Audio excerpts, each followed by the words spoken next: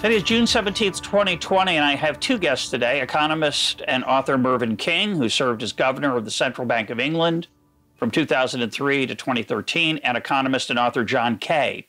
Together, they are the authors of Radical Uncertainty, Decision-Making Without the Numbers. Mervyn and John, welcome to EconTalk. Good to be with you. I want to remind listeners we're recording this during the pandemic without our usual audio equipment, so please bear with us if we're not up to our usual standards of audio quality. We also hope to record the video of this episode, which you can find at YouTube. Please go there, search EconTalk, and subscribe. I have to confess that I read this book, Radical Uncertainty, with some trepidation. As listeners may have heard, I am writing a book on decision-making and data. And I could have used this title. Now it's gone. Although titles aren't copyrighted, at least in America, I could just steal it. I won't, gentlemen. No, I am relieved that the book that you have written and the one I'd like to write or in the middle of are not quite the same.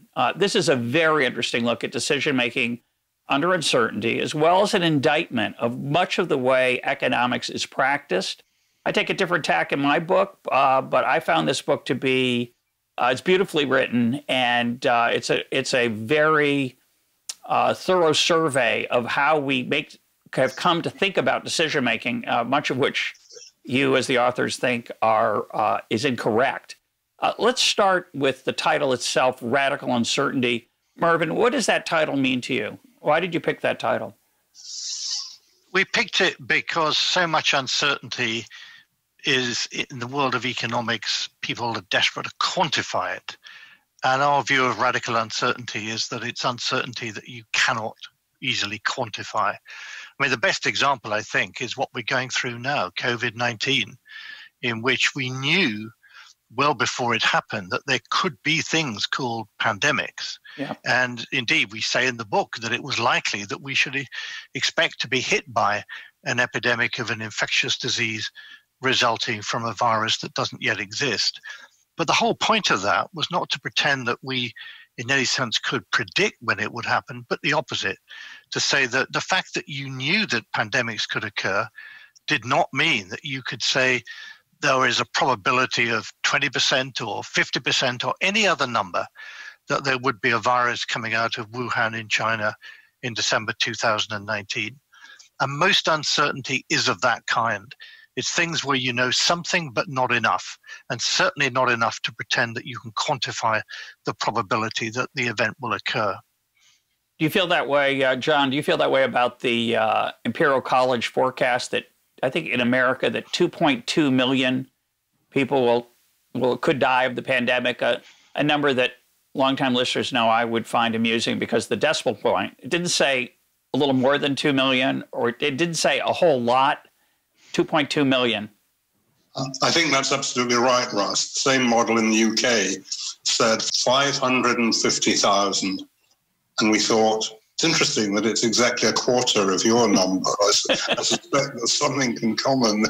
And you're absolutely right that the precision of these numbers renders them, makes them suspicious. You know, why 500, not 550? Yeah. I think there's a human urge for certainty. We don't like uncertainty, and you talk in the book quite a bit about that. I think that urge to quantify, and in some of the estimates would have been 550,384.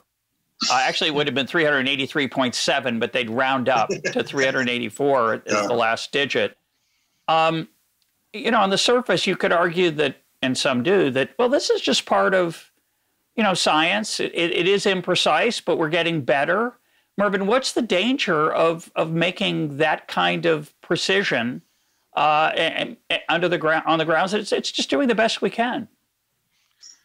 But it's not doing the best we can. It's pretending that we know more than in fact we do.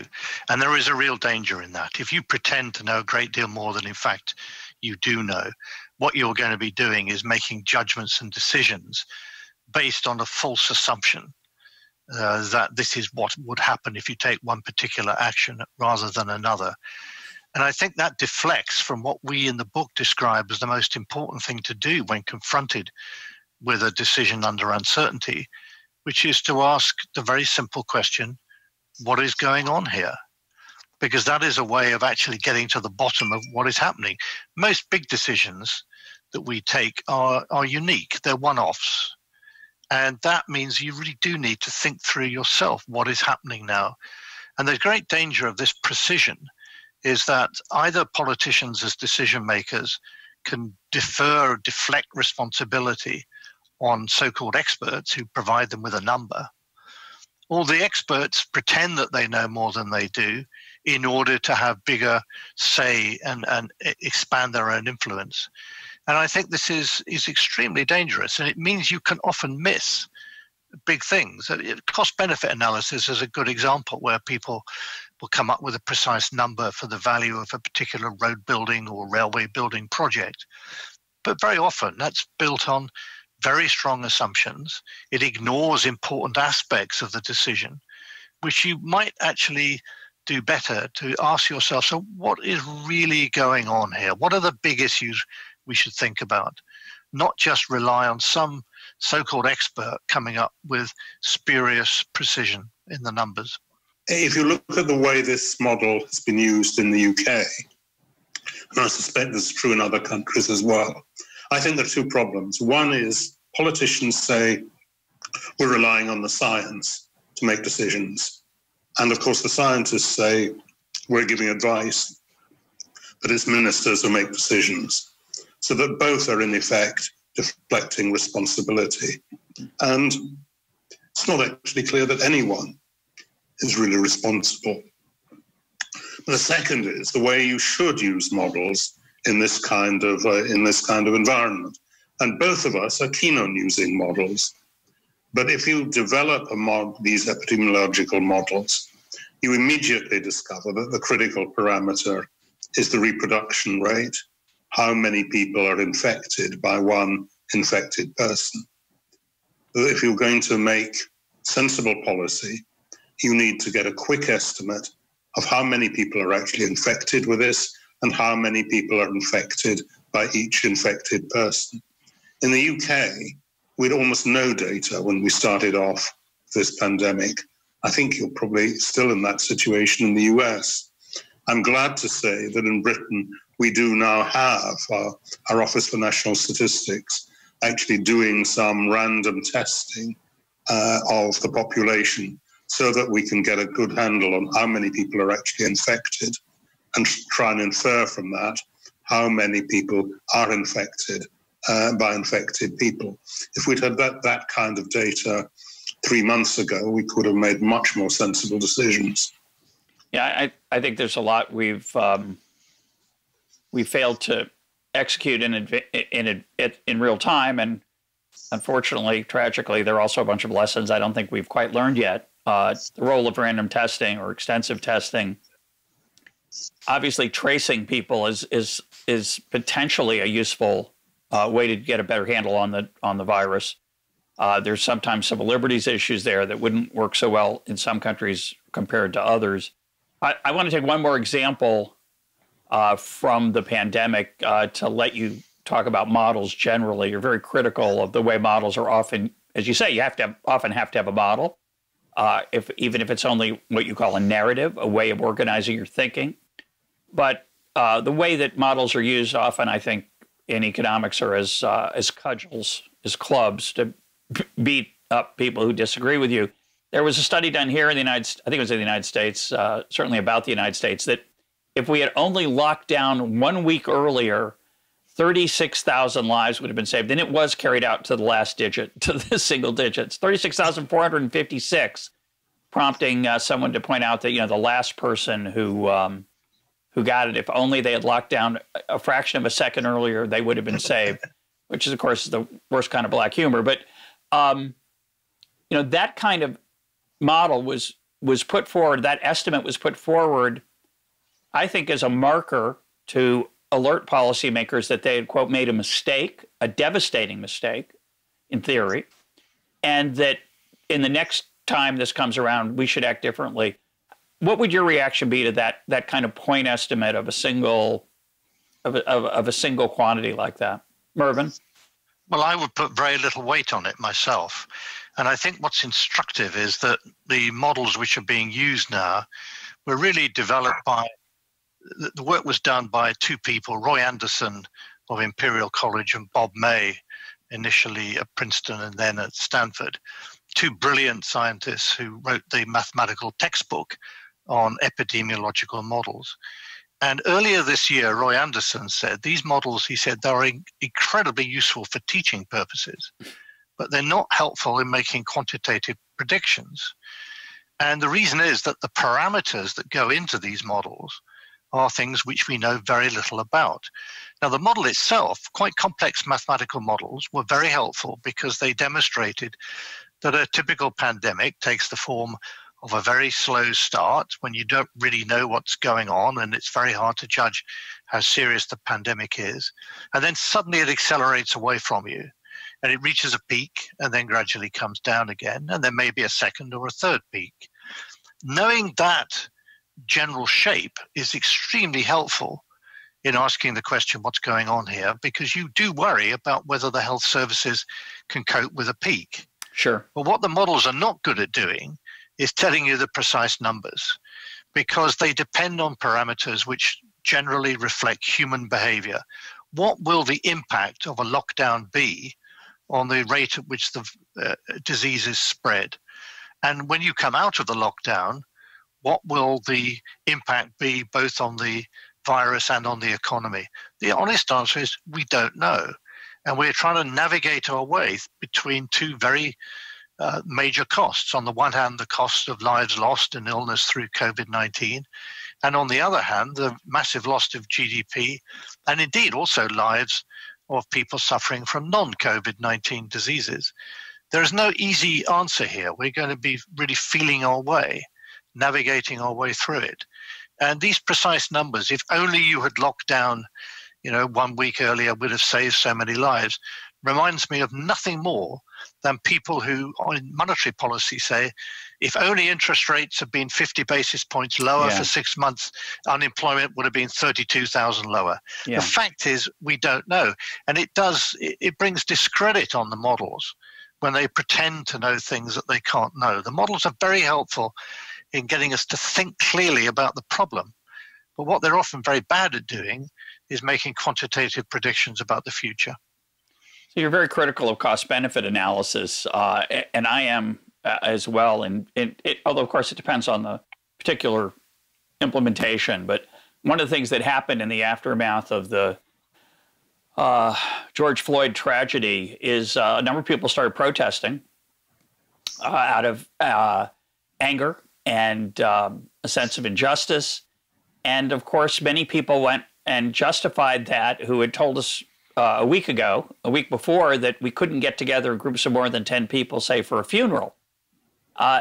Implicit in that statement about a funeral was some sort of cost-benefit analysis, or say go to the beach if you were a college student on spring break. You couldn't, if you did that, you risked infecting your grandmother. So there's an argument to be made there, obviously. But somehow when this tragedy with George Floyd happened, people suddenly made a different mental calculus, at least for their own choice, and they stormed to the streets, many of them not wearing masks. They got close to one another, and we're now doing a large experiment about what the consequences of that'll be. But what I found remarkable is that there were actually economists who tried to justify that difference in advice from the medical community. That it was not allowed to go on spring break. It was not allowed to go to church or synagogue or your mosque. It was not allowed to go to a funeral. But a protest is different. And of course, you could make that case that it's different.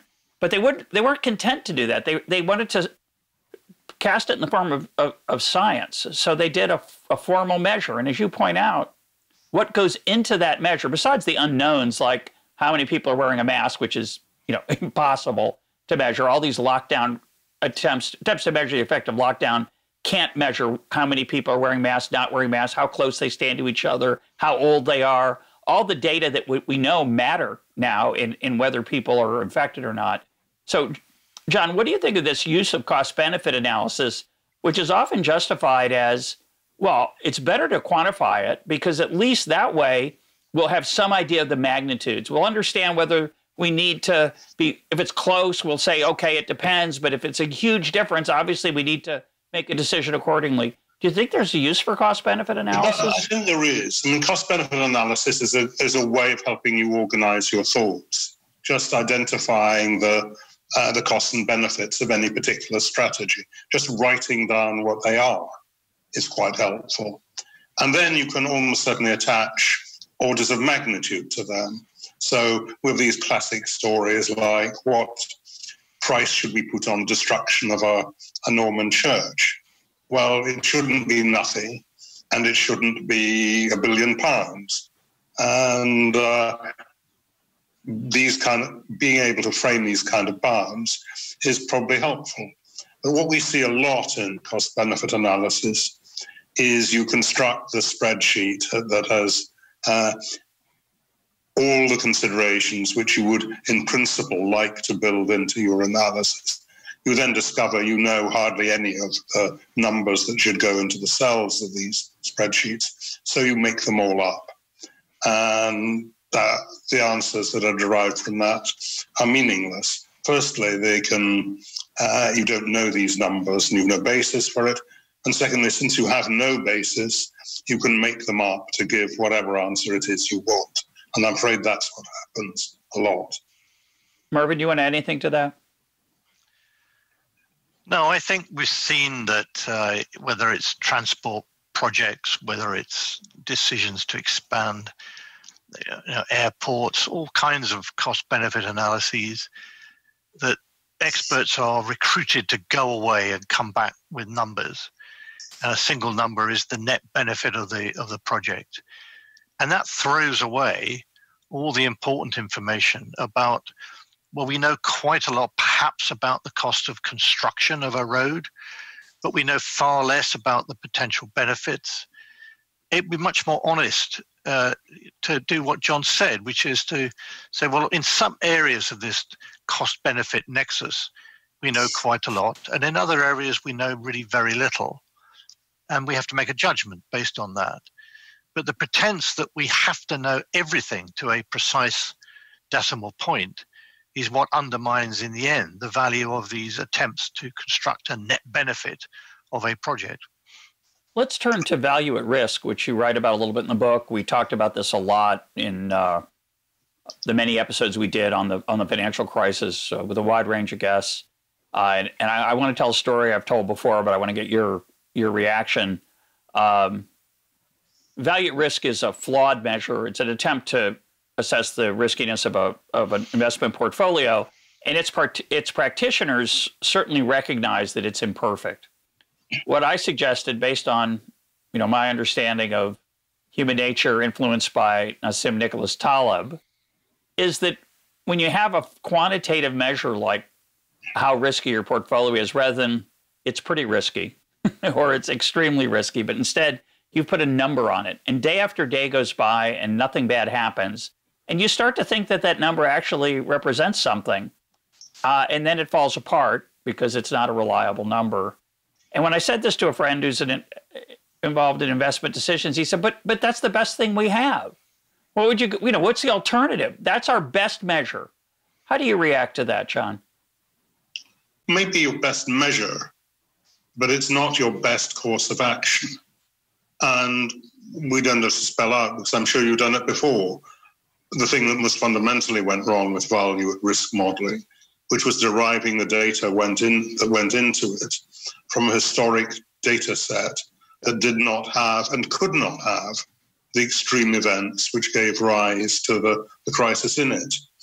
And that's particularly bad in the case of a model like that, because it's protection against extreme events that is exactly what you're constructing these kind of models up for. So I don't know what level of capital banks should have. I don't believe anyone can sensibly quantify it. I know that actually if they're engaging in the kind of transactions they were engaging in them, they were engaging in before 2008, the answer is a lot. Yeah. Mervyn, do you want to comment? No, that's absolutely right. And I think that the attempts to calibrate capital risk weights, the amount of capital that banks should issue, the amount of liquid assets that they should hold. All of these things have been examined endlessly in various international fora. I chaired some of them. But what comes out in the end is that you produce a set of arbitrary numbers, and then the danger is that as long as the banks meet those arbitrary numbers, whatever the underlying circumstances, then they're fine, and people stop worrying about it. And instead of actually asking the question again, what is going on here, then I think people tend to rely on these arbitrary figures for regulation, which can go very badly wrong. And I think under COVID-19, what is interesting is that with the shutdown of the economy in many countries, many businesses will fail and they won't be able to repay their loans. So there is going to be a significant hit to bank capital as they realize the losses, bigger than the losses that they had anticipated making. It's very hard to put any number on that. But the right response to that is to make sure that banks certainly do not do anything at all to become to pay out dividends or buy back shares in such a way as to make them less capable of absorbing losses. Yeah. That's the essence of it. And to say that we've done a stress test in the past and banks have passed it, I think rather misses the point, because you don't really want to ask the question, can banks pass this specific stress test? Because you don't really know what the stresses in the future will be like. You really want to try a number of different stresses of very different kinds and see if it's the case that some of the banks are particularly vulnerable to some stresses but not others, or whether they are broadly equally susceptible to all the stresses. Just get a feel for what's going on rather than the pretense that you can predict the future and know exactly what stress it is that you have to protect the banks against. But Mervyn, I want to follow up with you on this. I've argued, I don't know if you're sympathetic to this or not, we don't have to get into the details because this is not a conversation about the crisis of 2008, but I've argued that the bailouts of the past encouraged the imprudence of the 2008 time period, the run-up to the crisis, and that any incentive that people had to be careful or to create a fund for a rainy day or to reduce leverage was greatly reduced, not eliminated, but greatly reduced by the prospect of a government bailout. And certainly here in the United States, in the COVID-19 time, we have airlines who are in that situation you're talking about, getting money from the government. Why wouldn't they, the next time they have some money laying around, use it to pay out a dividend? Why would they ever be they have no incentive to be prudent and to take the kind of caution that they should take for that rainy day. So it depends on the circumstances in which this situation arises. I think with COVID-19, one can't really argue that this was the result of imprudent behavior by companies of various kinds, and in which case enabling those companies to stay in business until we can come through the other end of the disease seems to me a sensible action to take. But in the case of the banks, where we knew that bank crises could occur, we should have made the system a good deal more resilient, and we didn't. And I remember that before the 2008 crisis, we carried out in the Bank of England some surveys. We would go to people in the financial community and we'd say, where do you see the risk? What kind of risks do you see ahead? And they'd describe risks they could see ahead. And then our guys would ask the question, but what do you see as a really big risk?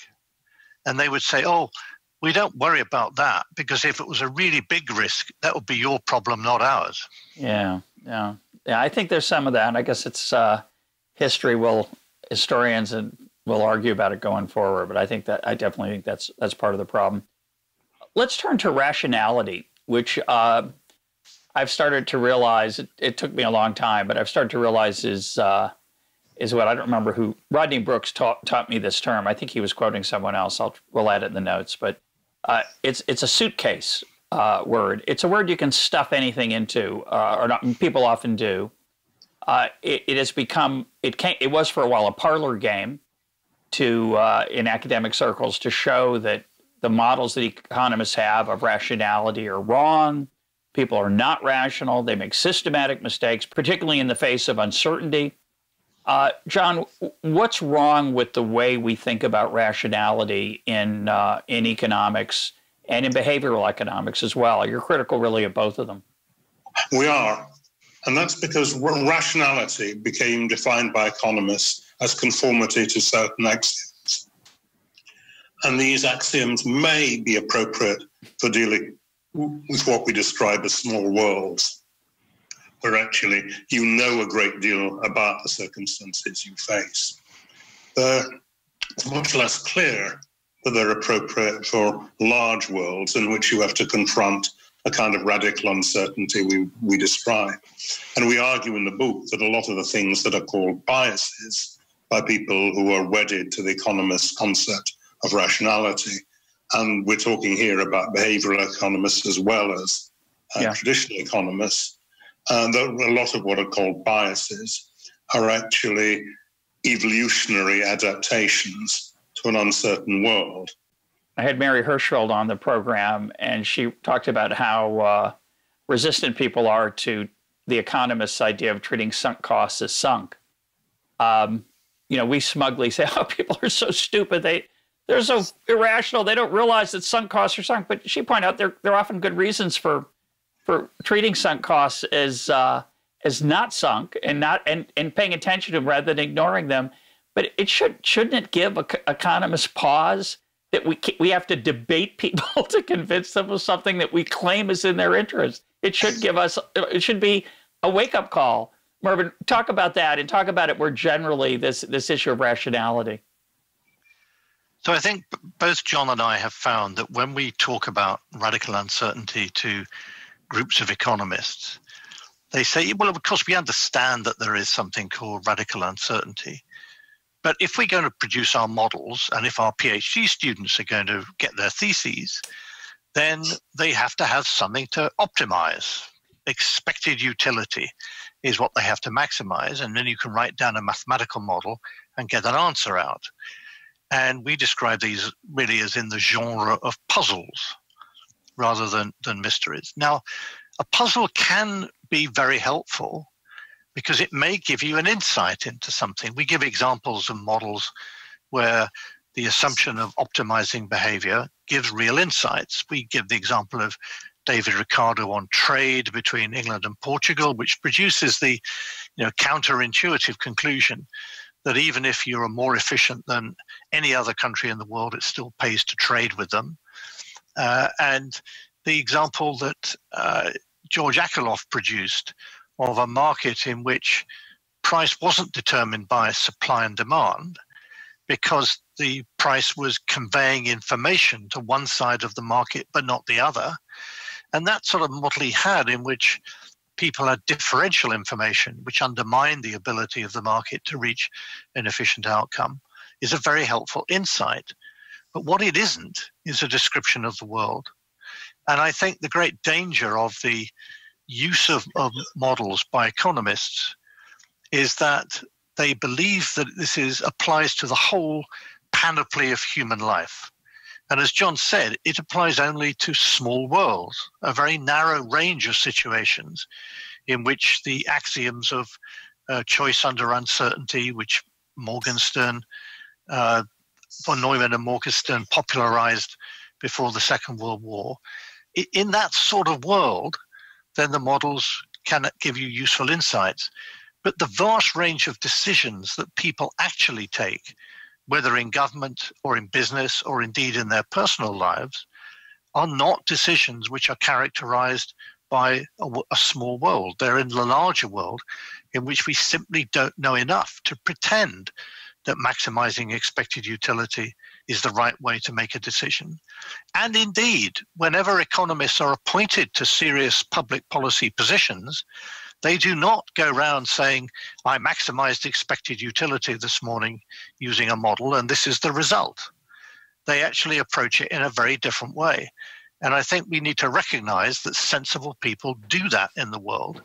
And we have to broaden our horizons in realizing that the sort of rather narrow models that economics have produced can be extremely useful in generating some insights, but they're only part of human life, and they're not the greater part either. Well, you tell the apocryphal story. You say it's probably apocryphal. I've heard it as well. One of my favorites of the decision-making theorist who had to make some large decision for himself about, say, taking a job offer or moving or whatever it was, maybe an investment decision, and was asked by a colleague, which of your models are you going to use for this decision? And the reply was, come on, this is serious. It's like, I'm not going to use those models. That's for publication. But I wonder if I share your attitude, so I'm going to push back against it a little bit. You could denigrate and dismiss most of what is called behavioral economics. That is, the Kahneman, Tversky, and Thaler and others who've done a lot of experimental work, giving people choices about whether to take this bet or that bet, making an assessment of whether Linda is more likely to be somebody in banking or a secretary or a feminist. I don't even remember the details because I find it as mildly bizarre. But in those examples, those are very unrealistic. They're not part of the kind of decision making that people make in real life. There's very little riding on them. If something were riding on it, presumably people would spend more time and ask for advice or figure it out more carefully. Do you dismiss that literature on those grounds, John, or do you think there is something there that we need to pay attention to? No, well, we don't dismiss it. I mean, some of these experiments are plain silly. There is one that rather amused us in the book, which is there was a Kahneman experiment of asking people how many words in English have K as the third letter rather than the first letter. And That's huge. They described it as the availability heuristic, because most people say there are more words with K as the first letter. And they say they're wrong. This shows how stupid they are. Actually, they didn't have access to the computers that we now do have. And it was Kahneman and Tversky who were wrong. There are more English words that have K as the first letter. But then you ask, why on earth did you want to know the answer to this question in the first place? The right answer to that kind of question is, I don't know the answer, but if there's some reason why the answer matters, I will try and find out. And that's the answer to a whole variety of these problems. These problems are devised to show that people, given rather silly questions, make silly mistakes. I don't know what we learn from that. But that's not to disparage the idea that we can learn from observing the choices people make. But we shouldn't assume that they ought to make them in accordance with some kind of model that we prescribe. And it's interesting that behavioral economics began in the 50s and 60s with Maurice Allais and Daniel Ellsberg, and it began as a critique of the economist concept of rationality. But in the 70s, with Kahneman, Tversky, and the behavioral economists who followed them, it got turned into a critique not of the model, but of the people for not conforming to the model.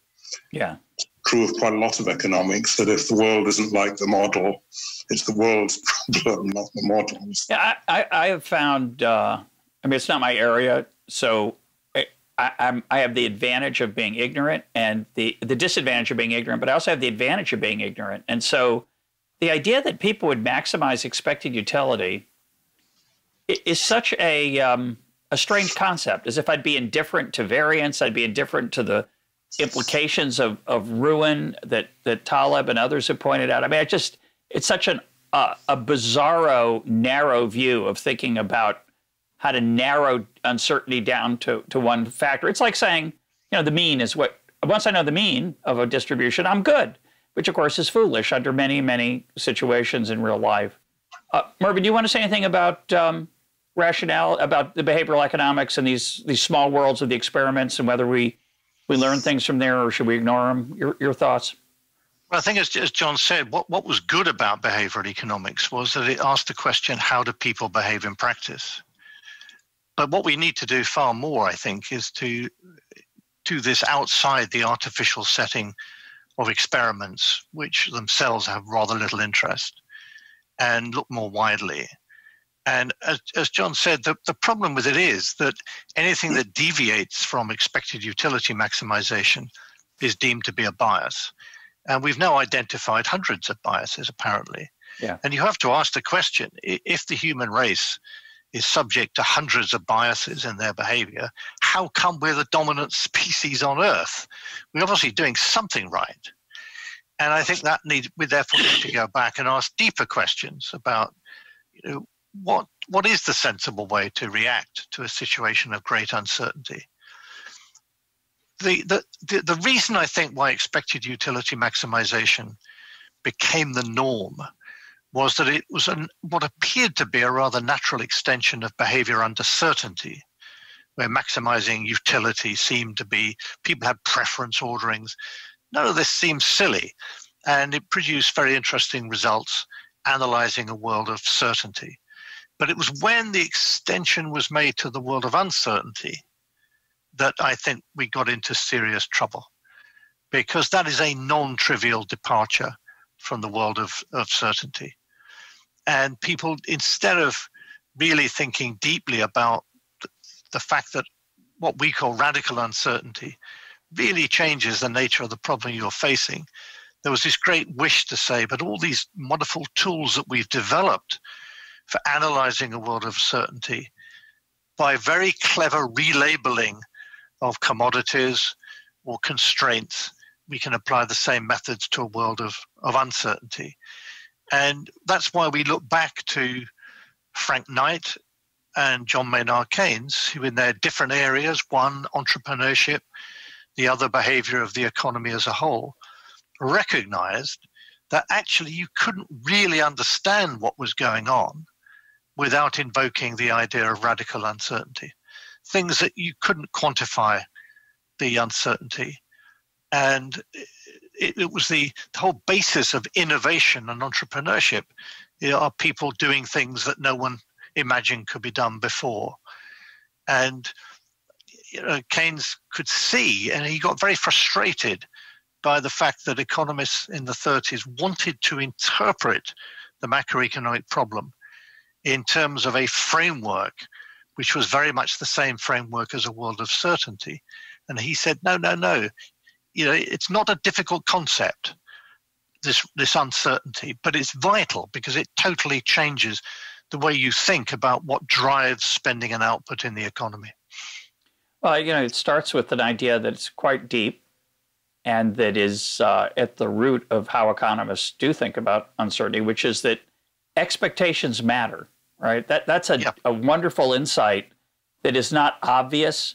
The idea that a stock price today could embody an expectation of what might happen tomorrow is profound and true. The fact that if I plant a fruit tree, it would be foolish. Many people make this mistake. If I plant a fruit tree, people assume it has no value until it produces fruit. That is not true. It has potential value because people anticipate correctly that fruit will come. And there's uncertainty around it, but it's not worth zero. And so that natural thought that economists have, which is, as I suggest, quite deep, got distorted by your insight, which I love, which is, okay, so it's like everything else. So I just have to call it T1 instead of T0. So T0 is today when I make my decisions, and T1's tomorrow. And it's just I make choices across both of them. I was trained at the University of Chicago. We're very big on thinking about expectation. We were, at least, about thinking about expectations in a, quote, rational way. And I think your insight that's, I would call it a fool's game. That's how I would describe it. You want to react to any of that, either of you? Yeah, so there isn't a market in airline tickets from London to New York in 2030. And it's pretty obvious why there isn't. So the contingent commodity, and of course if there was, then airlines would be able to plan their aircraft fuel purchases oil companies would be able to make explorations and so on the basis of that.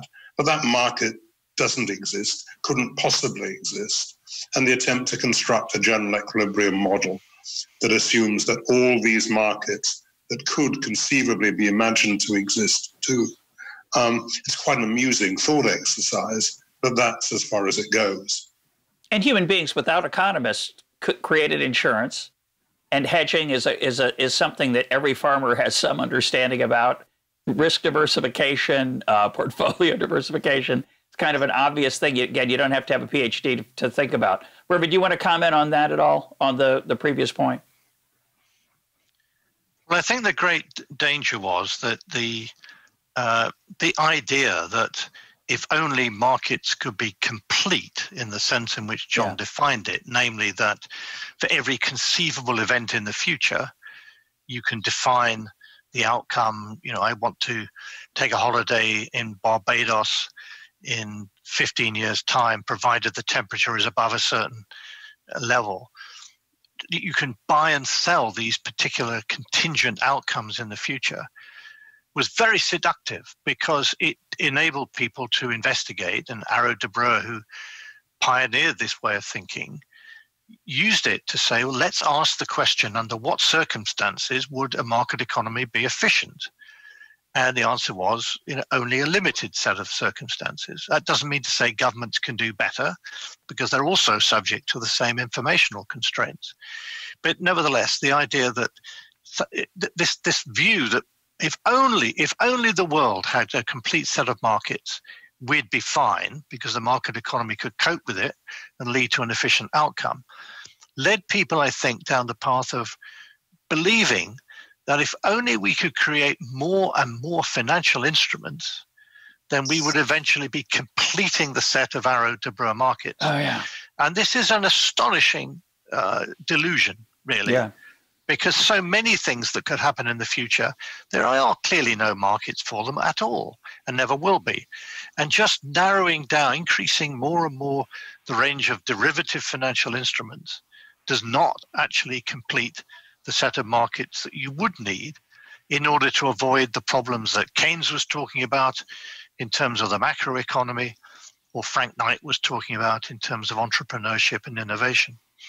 Yeah, I actually think that the Arrow de Breuer effort was insidious. I think it led most economists to forget that little caveat you added about government subject to the same problems. Instead, most people forgot about that, assumed that all the imperfections, I put that in air quotes for those not watching the video, all those imperfections, asymmetric information, imperfect competition.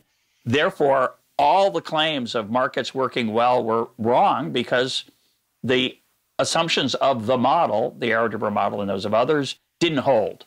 And this unleashed an enormous industry of showing how imperfect models, how imperfect markets are, forgetting, as you point out in the book, that those are the markets that exist in the theory, not in the real world. Of course, real world markets don't conform to any of those perfect assumptions and things. And I want to turn to that next. I want to turn to modeling and methodology and Milton Friedman's as-if hypothesis. But before I do, I want to read a quote from the book that serves a nice capstone to our conversation about rationality. It's a longish quote, but it's so good. Here we go. If we do not act in accordance with axiomatic rationality and maximize our subjective expected utility, it is not because we are stupid, but because we are smart. And it is because we are smart that humans have become the dominant species on Earth. Our intelligence is designed for large worlds, not small. Human intelligence is effective at understanding complex problems within an imperfectly defined context and at finding courses of action which are good enough to get us through the remains of the day and the rest of our lives. The idea that our intelligence is defective because we're inferior to computers in solving certain kinds of routine mathematical puzzles fails to recognize that few real problems have the character of mathematical puzzles. The assertion that our cognition is defective by virtue of systematic biases or natural stupidity is implausible in the light of the evolutionary origins of that cognitive ability. Now, before we move on, someone could respond to that quote by saying, "Well, yes, we evolved on the savannah when the biggest threat was a a predator of large length and fierce claw, but now is different, and we were stuck with these lousy biases. Do you want to just say anything about that, John, before we move on? I just add a footnote to what you were saying there, Russ, which is both Mervyn and I think, discovered when we went outside universities and talked to real people who ran real businesses or operated in the financial world. We discovered they weren't optimizing, they weren't maximizing anything. And that wasn't because they were stupid and irrational, although to be fair, quite a lot of them were stupid and irrational. Yeah, we all are. But because they couldn't possibly have the information needed to make these kind of optimization calculations. And that meant they were doing what you described in the quote. They were finding strategies that were good enough. And we were very struck when we looked at the work people like Gary Klein have done on practical decision-making, what firefighters and paramedics, people who are very good at these jobs, actually do. And he discovered they didn't compare options in the way a rational economist would tell them to. They looked for something that was good enough, and if it didn't work, they went for something else. They made comparisons sequentially, not simultaneously. And you referenced the work of Gerd Gigerenzer, who's been a guest of the program, who's often has taken a similar approach. Yes. The power of rules of thumb, decision-making he calls fast and frugal, which is what in crisis environments you often have to act quickly. You don't have time to sit around and figure out the separating hyperplane that leads you to the optimum. But I think, you make a point I hadn't thought of before, which is that in our real lives, we never have all the data, ever. Sometimes we have none of the data because it's about a decision in the future that cannot be quantified. And yet in these laboratory settings or in models, it is presumed, to make them tractable, that everything is known. And I think it's a great point that when a human being who has spent their entire life having to deal with radical uncertainty is suddenly told, okay, now here's a case where you do know everything, just pretend that they're end goods and you know all the ends, each one of them, and you know what every price is, and there's no variation, et cetera, et cetera, et cetera, that we don't act what the researcher thinks of as wisely in that setting should not be surprising. Mervyn, you want to comment on any of that? Well, I think that the argument that computers are superior to humans in making decisions, and therefore we should give as many decisions as possible to computers, is a dangerous one, because it applies only to these very small worlds, the one that you just described, where we do know all the relevant information. And there is no doubt that computers are very good at fast and rapid solutions to mathematical problems, which are well defined. But the great secret of the human race is not that we are as fast as computers. We're obviously not. But what we are very good at are making leaps of imagination, dealing with problems that are ill-defined, which don't necessarily have a unique answer, or indeed any answer, but to which we have to make a decision to cope with the challenge facing us today. And it's that ability to adapt that I think is the great success. So if you look at the responses in different countries to the COVID-19 disease, a variety of different responses, but what you see is people struggling to ask, what is going on? What is this virus? When we first saw it, did it seem to be rather like influenza, or was it something very different? These are the questions that you have to sort of puzzle through, and you don't have the information to make a clear determination. You have to make judgments. And the whole nature of decision-making in a situation like this, as in most decisions in life that really matter, is a question of struggling to cope with a problem that's ill-defined, and you don't really know what information you've got, what you're missing. You have to ask yourself, well, what should I try and find out about now in order to come to a better decision? But it's this adaptability, it's coping with an ill-defined problem is what makes human beings so successful. You mentioned in the book that you almost called your book Through a Glass Darkly. I think you made the right choice, calling it Radical Uncertainty. But you, in that discussion, you wanted, yeah, I know they're picky. But in that discussion, you talk about the power of thinking of decisions or reality, I think, as opaque. And the analogy I use is, we know the idea of the person who's had too much to drink coming home from the party, lost their keys, and you mentioned it, looking under the lamppost or the street light and asked, well, is this where you lost them? No, but the light's better here. And I think my version of the opaque insight is that most of life is in the shadows. There's some light. It's not dark, but it's not bright. And we're doing the best we can. It's also interesting to think about the reality that we poor, flawed human beings create computers. And we also have to create a way to cope with the fact that life is a mystery and not a puzzle. You make the contrast, you alluded to it earlier, the difference between puzzles and mysteries. Puzzles typically have solutions. Mysteries don't. Computers are really good at puzzles. Some human beings are. But most of life is in the mystery area. And I would just add that, and part of what I'm thinking about in the book I'm struggling with is, coping with that mystery is a huge part of the human condition. So we'd love to not have mysteries. We have a natural inclination to think of mysteries as puzzles. Unfortunately, they're not. We have to live with that radical uncertainty. We have to live with regret. We have to live with the fear of regret. And I think it's a part of the human enterprise that it's a hard part about being human. John, you want to comment on that? Yeah, I'm not sure you're right when you say that we'd like to be rid of uncertainty. And we use a striking example in the book. You do. Of Bill Murray's Groundhog Day, yeah, where he lives the same day over and over again. And it's not pleasant. It's hell, actually. That's a good point. Right? And, uncertainty. It's not just that Knight was right when he said that uncertainty was what made entrepreneurship and profit possible, although it is. Yeah. But uncertainty is what makes life interesting. Going to new places, meeting new people, eating new food, all the kinds of things that we enjoy. And that's why what we conclude the book by saying what we need to do is manage risk, but embrace uncertainty in the context of having managed risk.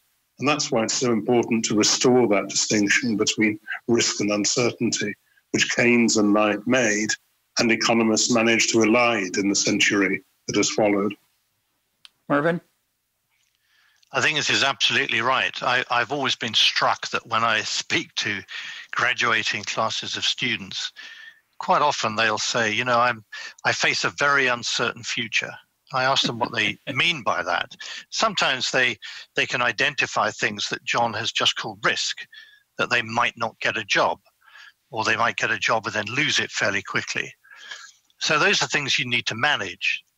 But then I say to them, if there was no uncertainty, I could give you a list today of the 6 people who might be your life partners and the probability that each of them could be your life partner. I can give you a list of 4 particular careers that you may follow and the probability that you may follow each of them. A list of the 6 towns you might live in and the probability attached to each of those. And they would be unbelievably depressed if they knew that's all the future had to offer. The fact that there is uncertainty at the age of 21, 22 is what makes their life exciting and worth living. They don't know what the future holds. Some of that is risk, which they need to manage, but much of it is the uncertainty which John and I argue that we should embrace and enjoy. Yeah, and if they did have that information, they wouldn't be very likely to find a life partner or a job. One of the lines in the book I'm most proud of, actually, is the one that said, "Rational economic man dies out because nobody would want to mate with him." Yeah, I enjoyed that as well. And I will just not comment on it. But I'll just say I enjoyed it. This pandemic, people are struggling with the emotional challenge of the fact that we don't know when it's going to end. I think that's very hard. Back in April, we thought, well, by June, we'll know when we can travel. Or by August, we'll certainly have the knowledge about testing or whatever it is. And the future keeps moving ahead. The when we'll know keeps moving ahead at a constant rate, it seems. And I'm struck by the fact that there are many tragic consequences, of course, of this virus. The death is the obvious one. The not so obvious one are the losses of dignity and pride and other things that have been the response to the lockdown and the consequence of the lockdown that have often been forgotten because they haven't been quantified. But having said all that, this is nothing like what it would have been like to live through the Blitz of 1940 in Britain, when not only did you not know when it was going to end, you didn't know which side was going to win, and every night there were bombs falling on your house. People were dying in greater numbers, ultimately in the tens of millions around the world. So we're very blessed, I think, that this is the worst thing in our life right now, as hard as it is for some, and it's not particularly hard for me, but the emotional part of it, of like, oh, I just wish it were over, which I hear increasingly from friends. And this is after 3 months. This is nothing to what human beings have had to cope with. So that, the young people say, I don't know whether I'm going to have a good job, or, boy, we live in good times. If that's one of our bigger problems. So I want to turn to, and you can comment on that if you want, before I get to the next topic. But the next topic I want to turn to, as we try to finish up, is the way we think about human behavior generally in economics. And Milton Friedman was one of my teachers. Enormous respect for him. In his paper, I think it was 1953, on methodology, which I don't even remember the formal title, but it's the as-if idea that, of course, people don't literally maximize. They don't literally sit down and make calculations either about how to improve their satisfaction from the present or how to deal with the uncertainty of the future, but they act as if they do. And our models, when we assume that they do, yield useful and testable predictions. And in many ways, that is the essence of the Chicago School, or the methodological essence of it. I have since become greatly unenamored of that argument, but I know you are as well. I have a slightly different argument, but I want you to each make your own. Mervyn, what's wrong with that as-if idea? It's because the problem is that any model making a prediction contains many assumptions. It's not just that people behave as if they were maximizing something. There is a structure of the model too, which you're allegedly testing.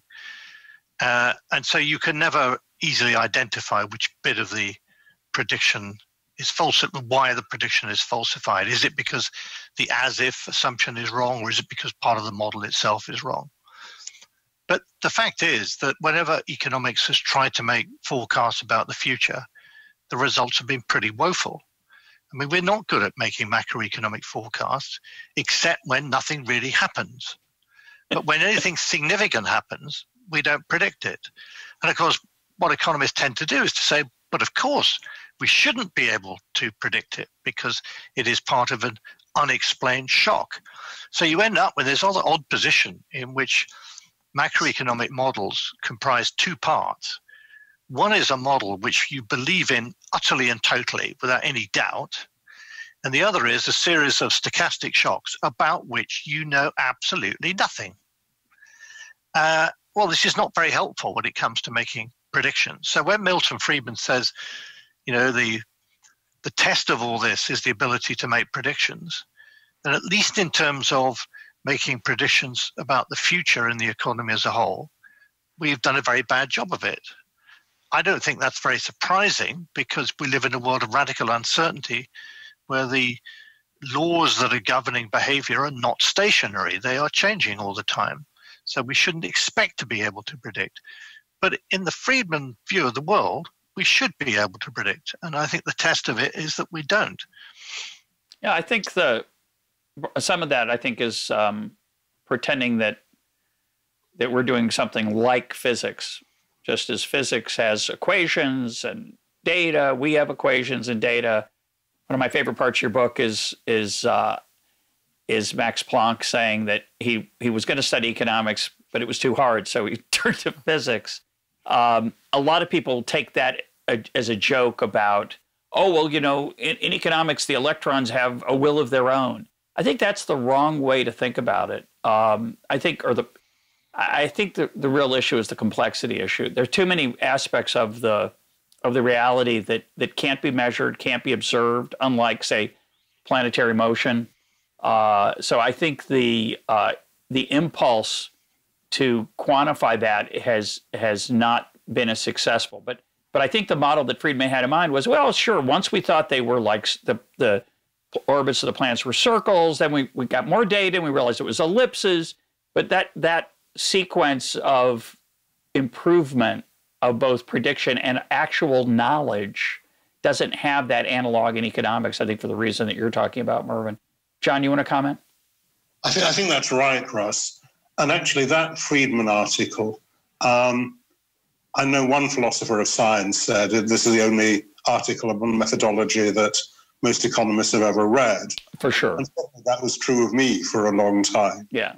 But then I read a bit more about the philosophy of science and discovered that article was written in a rather brief phase of the philosophy of science in which that kind of Popperian argument was popular. And philosophers of science quickly discovered that it was erroneous for the reasons that Mervyn has described.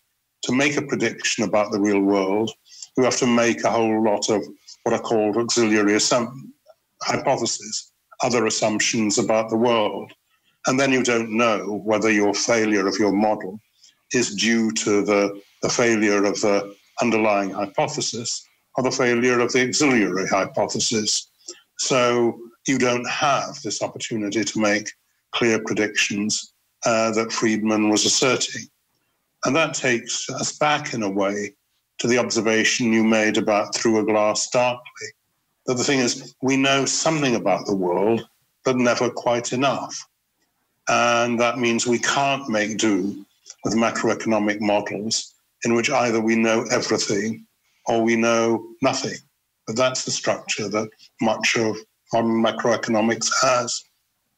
Yeah, the only part I thought you missed in the book, or that I wish you'd talked about, it's a subtle point. It's similar to the, I don't mean to suggest by that you're not subtle, gentlemen. It's a very subtle book. There's a lot of very good nuanced thinking, but this is just my pet dislike of the as if hypothesis as I turn on the hand that fed me and bite it. But Paul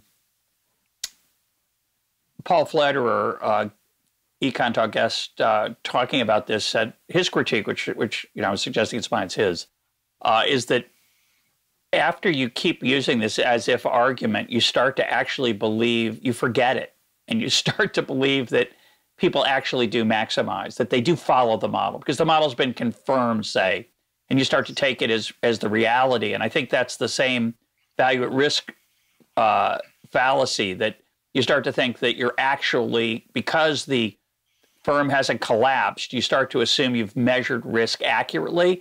And here, in the case of human behavior, you've started to believe that people do actually make these kind of calculations because you've taught it to your students for 30 years. You've read it over and over again in papers, and then then you crazily, this is the unimaginable, but we do it. You then leap to policy conclusions about social welfare because you claim to have understood how people get pleasure and satisfaction from aspects in life just because your model seems to work in some settings. That's nuts.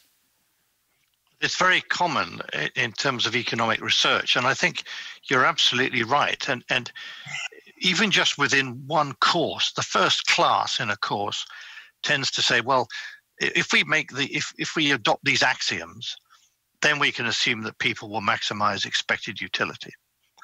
And you rush through that. There's rarely a sort of really deep analysis of whether this actually makes sense as a way of describing how people behave and how the world works. But once you've got through the axioms, then you can get on to the really interesting stuff, which is you can maximize expected utility in different settings. There are puzzles. Some of the puzzles are more difficult than others. And if you can solve a really difficult puzzle, you get a high grade in the class. And if you do a really, really difficult puzzle, you get a Nobel Prize. And this is the way in which the subject sort of advances. And you're quite right that the difficulty with it is that people do then say, well, we've done a lot of work on these models. We've now investigated investigated this empirically. We're going to add some numbers to it. And you come out with what looks like a cost-benefit analysis where you make quantitative statements, and that leads directly to policy recommendations. And in some cases, that may be helpful. In other cases, it makes absolutely no sense because people haven't gone back and said, what's really going on here? What is it, the problem that people are struggling with? What's the problem that governments are struggling with? John? And to go back, the insight for me, learning about business in a practical way, was realizing that business people weren't maximizing profits. So being trained as an economist, I then thought, so they must be maximizing something else. But then suddenly it occurred to me, perhaps they're not maximizing anything. Perhaps they're just making the best they can of a radically uncertain world. And that's how I've felt ever since. And I felt somehow the scales had almost dropped from my eyes when I got out of that narrow way of thinking that economics, unfortunately, too often teaches you. Yeah, I like to say, I think I stole this from somebody, life is not an optimization problem. And we'd like to think it is sometimes, certainly when we're doing our exams and our Blackboard work, but it's not the way we behave. And we often take account of what other people think of us. And we try to work that into the model because, then that's part of the thing that gives us satisfaction. And, Gary Becker did that with great artistry, and most of the rest of us can't. So I think it's often best thought of as a flawed way of looking at human behavior, not the one that we should either assume or embrace. Let's close with, I want to close with a quote from Robert Skidelsky.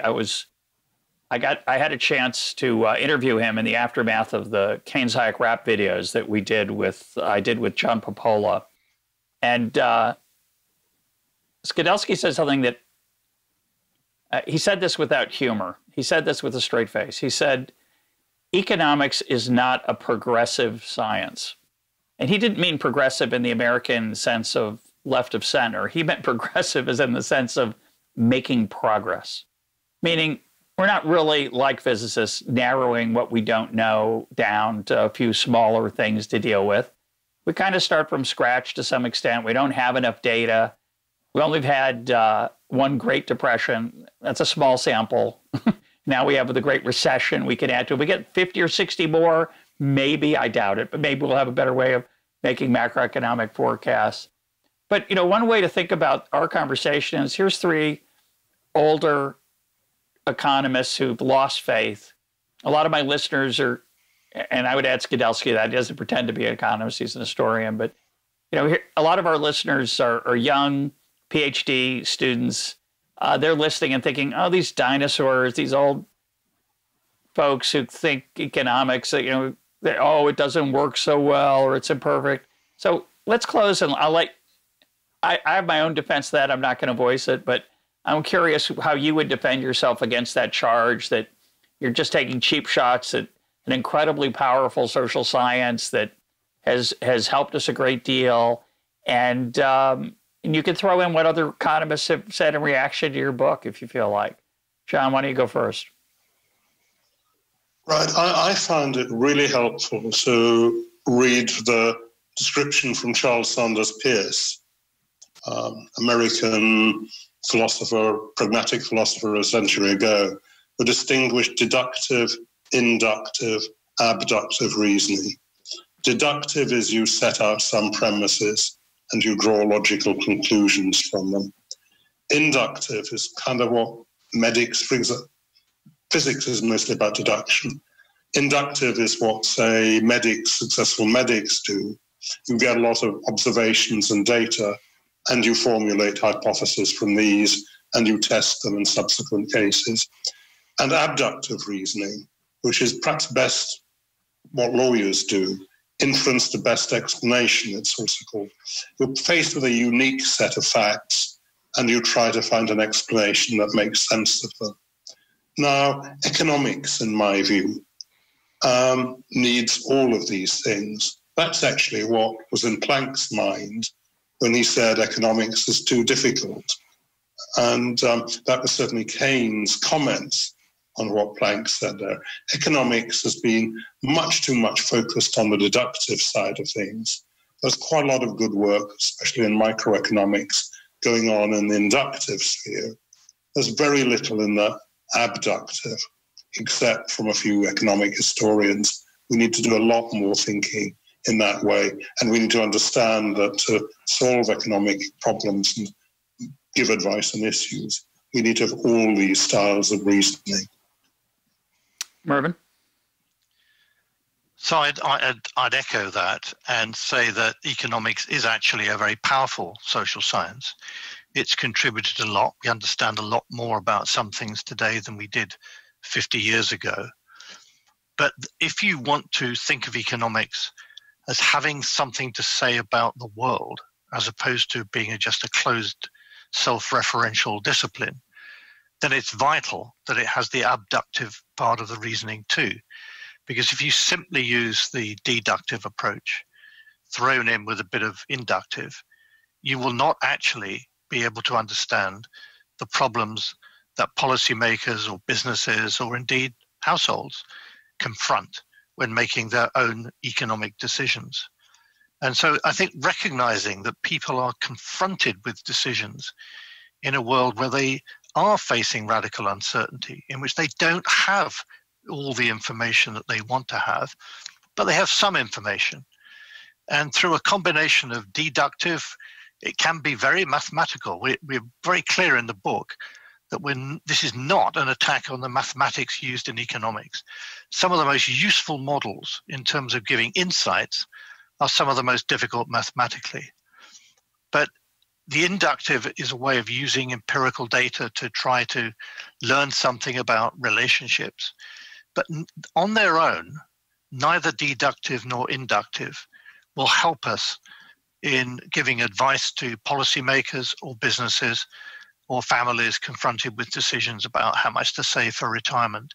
There has to be an element, a big element of the abductive, and recognizing that in the world, as opposed to in academia, decisions do involve a significant degree of abductive reasoning is fundamental to what our argument is all about. It's not about throwing economics out of the bath and throwing the baby out with the bathwater. It's saying that the house is much bigger than just the bathroom, and we need to have a much broader set of ways to think about decision-making under uncertainty than you would get from a standard economics course. Well, I'll close with your quote. You say, people who know only economics do not know much about economics. I would just add that people who don't know any economics often do not know much about economics either. So it is a challenge, the real world. My guests today have been John Kay and Mervyn King. Their book is Radical Uncertainty. Gentlemen, thanks for being part of EconTalk. Pleasure, Russ. Thank you.